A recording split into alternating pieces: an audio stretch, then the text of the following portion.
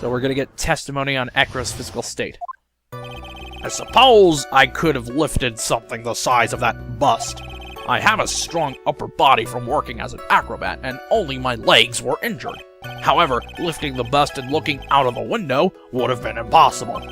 There's no way I could have exerted that kind of force on my lower body. That makes it impossible for me to have known the location of the ringmaster's head. Thus, it would be unrealistic for me to drop the bust on him, don't you think? I have no doubts in regards to this witness's testimony. It was impossible for him to lift the bust and carry it over to the window. Not to mention that he could not have known the location of the ringmaster's head. A single false step would have led to even more severe injuries. That's what I was thinking. What is your opinion on the matter, Mr. Wright? I'd still like to proceed with my cross-examination. He's simply stalling. It's shameful, really. I can't let her get to me. I gotta focus.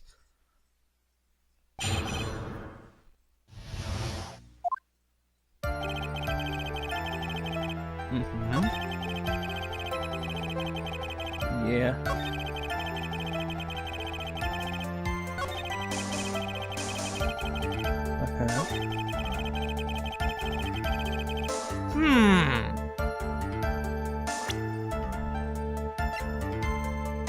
I think not. Objection!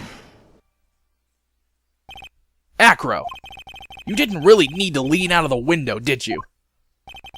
What are you driving at, Mr. Wright? You already knew ahead of time where the ringmaster's head was going to be. Quite precisely, may I add. Objection! Your silly hinting at things is pointless, Mr. Phoenix, right? Enough stalling. How about you show us some evidence? But I did such a good job hinting. Yes. Hurry up and explain things, Mr. Wright. Maybe you should take a look at this. The key point here is the wooden box. The same wooden box that the victim was found hunched over? The same. The question is, who placed the wooden box here? Who? When Ben and company saw the ringmaster, they didn't see him holding the box. Which means that this wooden box is already placed at the crime scene. I have to admit that your theory makes a lot of sense. The moment that the bust came falling down was exactly the same moment that the ringmaster lifted up this wooden box. Which means that the answer to all these questions is now crystal clear. You mean, if the bust were to fall upon the point marked out by the wooden box, there would be no way that it could miss the head of the victim. Really? Order. This is unbelievable. Finally, some of these loose ends are starting to tie themselves up. Now I just gotta keep going, and there's only one way to go from here, forward. So the next question I have is, who placed that wooden box at the scene? It was Mr. Dingling, of course. He connected it to a rope, and then all he had to do was lower it down. Allow me to whip some sense into you, Mr. Phoenix, right? Jesus! The ringmaster's head could have been anywhere when he lifted the box. That's why the box was so specially made. Specially made? Indeed.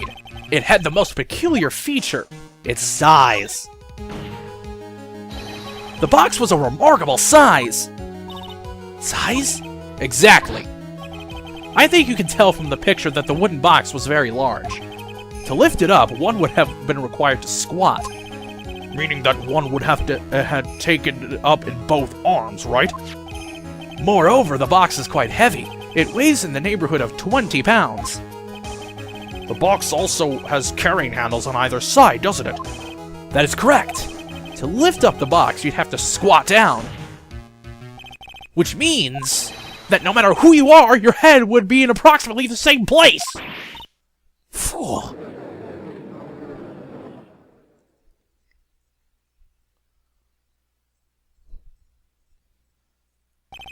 Does she even bother to listen to me anymore? I've heard what you've had to say. I must admit, I'm shocked at your imaginative skills. Did you drop it? Did you drop the bust onto the ringmaster? What are you talking about? Even if I had wanted to do such a thing, I couldn't. What? Mr. Wright, do you recall the original location of this bust? I remember. Of course I remember. It was on top of the table in the cafeteria. Then what happened to it? I'd like you to remember one important fact, Mr. Wright. I could not possibly leave the lodging house by myself. That means... You understand what I mean, don't you? I may very well have been able to drop the bust from my room. However, how I would have gotten the bust from the cafeteria to my room. You see, Mr. Phoenix Wright, explain that. Don't forget, you said there was no accomplice.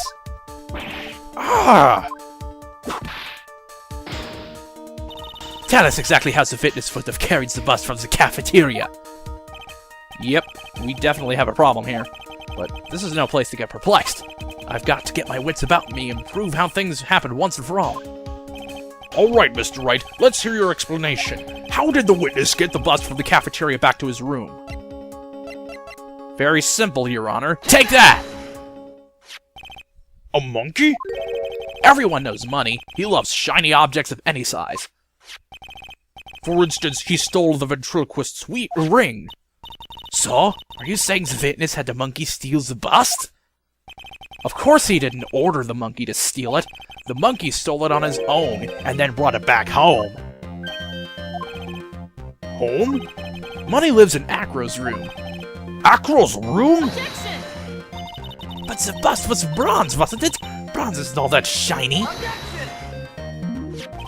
Maybe you should put the whip down and sometimes read the court record.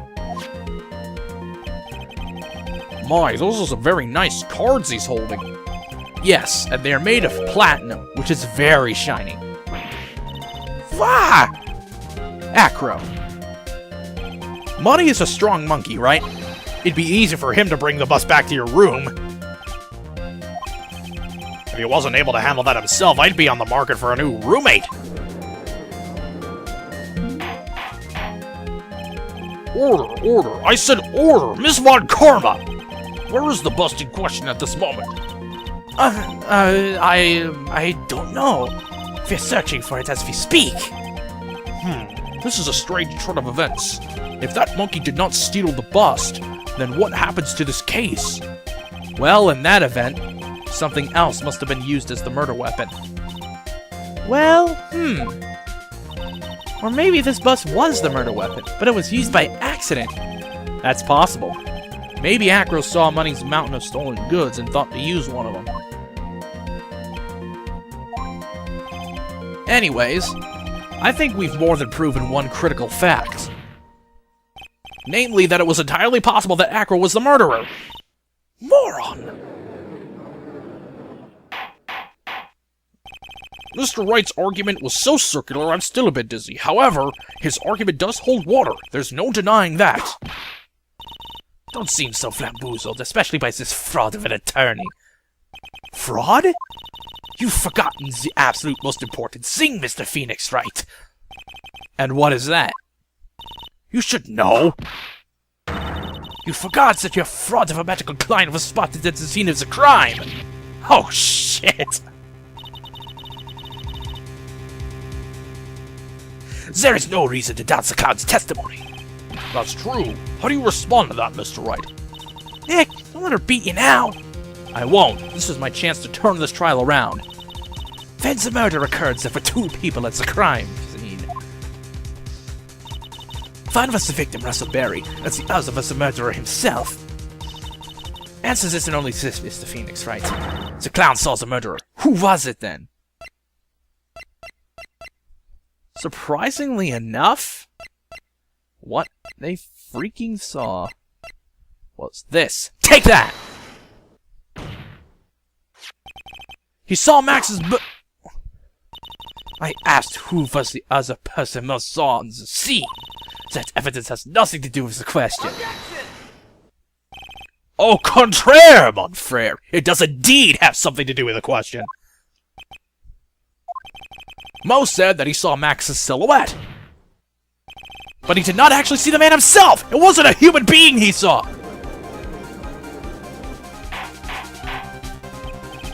How was that possible? It's simple, really. What Mo actually saw that night was Max's bust! What are you talking about? Have you tried using your brain at all in this case? The silhouette he saw just happened to be wearing a cloak. There's no reason why you couldn't attach a cloak to the bust. Or a cloak like that could easily get snagged on the bust if they came into contact. Idiot, who in their right mind would put a cloak on a bust?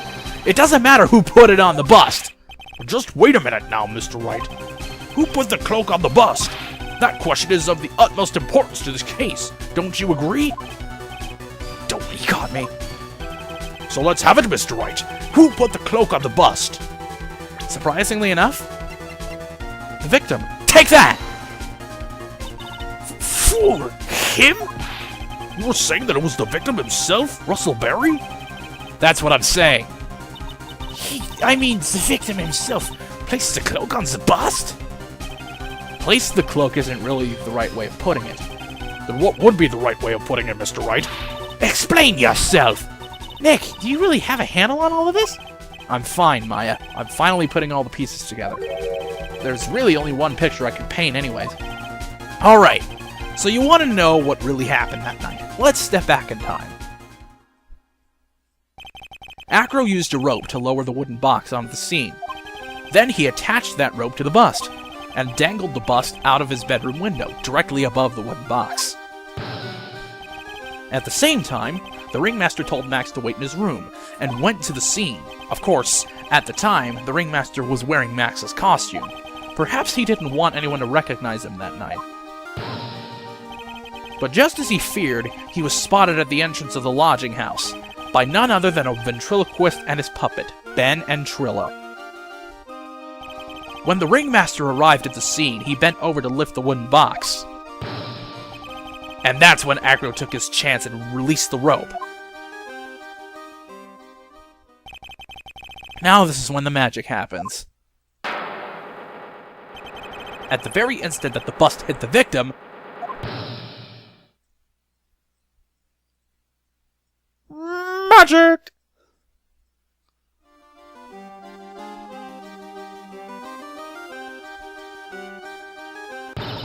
You wait just a second there, Mr. Phoenix Wright. As much as you try, as much as you scheme, this just isn't true. It can't be. It's still a little early to be getting so upset, Miss Von Karma. This circus isn't over yet. Eh?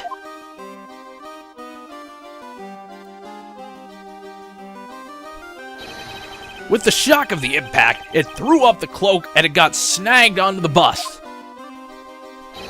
That's when the sound was heard by a witness, and he took a look out of his window. That witness was, of course, Lawrence Mo Curls, the clown. When Mo looked out his window, the cloak had already snagged onto the bust. Now, having completed the crime, Acro naturally went about pulling up the murder weapon.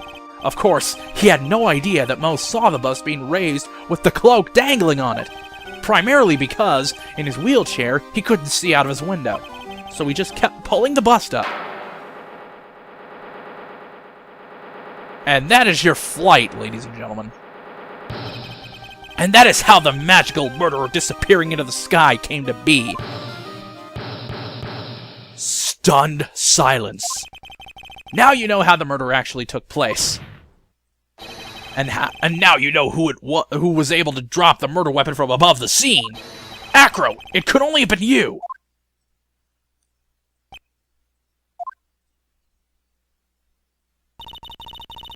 Acro's been playing mind games with all of us. He sure has. But he has come to the end of his rope now. So? What now? You've graced us with a rather long-winded tale. But do you have any evidence to prove that your fairy tale is true? Evidence? In this court, only two things matter. The power of evidence and the power of my whip. Don't forget the power of my gavel as well. Mr. Wright, the prosecution brings up a good point. Can we see some evidence? Nick, they say they want evidence. I just explained how there can only be one possible murder method, but there is still something unusual about Moe's eyewitness account. Unusual? A contradiction, actually. Okay then, use that and get out of this jam. That's enough talking amongst yourselves. Proceed, Mr. Wright. Present some evidence to the court that backs your claims. I want hard proof that you have unraveled the trick to this magic case. Oh, I have. Believe me. Take that! The problem is Max's 3 symbols. You know, the silk hat, the cloak, and the white roses. Those symbols were a problem numerous times during yesterday's proceedings. Yesterday, there were 2 contradictions in Moe's testimony. The silk hat was one, the white roses was the other. But the theory I just presented explains all of these contradictions. You fool! Do you ever shut up? Max's silk hat was found at the scene of the crime. However, remember what Moe said yesterday. He testified that the criminal he saw fleeing the scene was wearing a silk hat. There's only one explanation for that.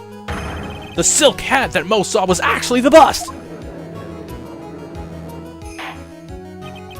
Makes sense, if you look at it that way, that he did see the silk hat, well, sort of. Objection! Fine, you've got one, but what about the other contradiction? The other contradiction? Remember what that ventriloquist said in court? He said that the witness white rose was on Max's chest that night. But the testimony, the clown's testimony doesn't match. The clown said there were no white roses. I'd like to see you try to explain that one away. Can you do it, Nick? Of course, I can explain all of it. What was that? Please recall the instant when the cloak snagged onto the bust. If the cloak snagged onto the bust, what happened to the white roses?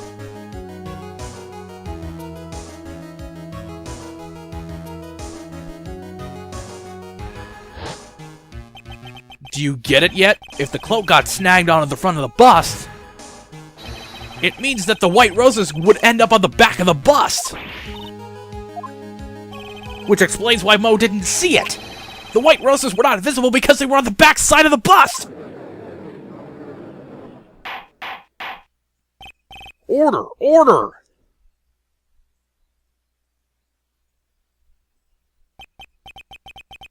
This is quite the shocking state of affairs. Mr. Wright's theory still sounds a bit absurd to me. However, let's just keep going down this road for a while and see where it leads. Let's do this, Nick. Then maybe Von Karma will finally throw in the towel.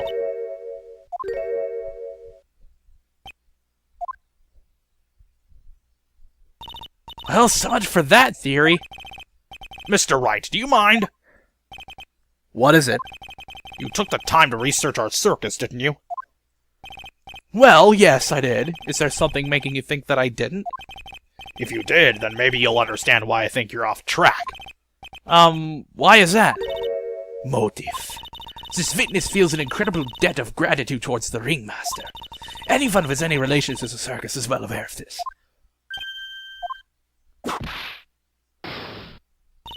Thus, there is absolutely no way someone like this would kill the ringmaster.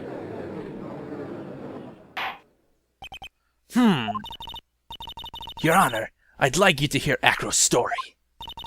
Learn about his relationship with the ringmaster and his life up until now.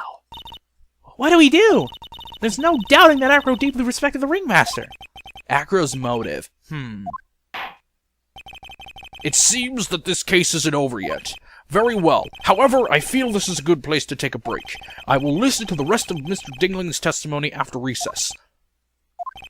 This court will now take a 10-minute recess. And we will continue this next time. See you then.